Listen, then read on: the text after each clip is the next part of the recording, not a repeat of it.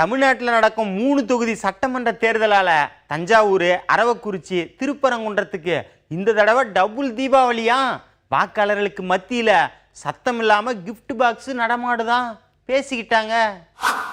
இனிக்க ஸ்வீட்டோட கொண்டாடும் தீபாவளியில் கரும்பு விவசாயிகள் பாடு திண்டாட்டமாக போச்சான்.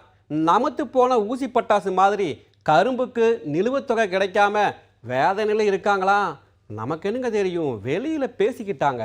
நீதிமன்றம் உத்தரவு போட்டும் தமிழக அரசு அறிவிப்பு வெளியிட்டும் கரும்புக்கு பணம் கொடுக்காம 400 கோடி ரூபாய் பாக்கி வச்சிருக்கிறாங்களாமா. சரவெடியா போராட்டம் நடத்தியும் சர்க்கரை ஆலை நிறுவனங்கள் கண்டுக்கவே இல்லையாமா சொல்லிக்கிட்டாங்க. ஐயா, வெளியூர் பயணம் போற பயணிகளுக்கு ஆம்னி பஸ் கட்டணம் பத்தின நீதிமன்ற தீர்ப்பும் சிறப்பு பேருந்துகள், தற்காலிக பேருந்து நிலையங்கள் அமைச்ச போக்குவரத்து துறையும் சிறப்பா செயல்பட்டாங்கன்னு ஆறுதலா இருந்துச்சா. ஊரு விட்டு ஊரு போய் இனிப்பான தீபாவளியா பேசிக்கிட்டு தாங்க ஐயா.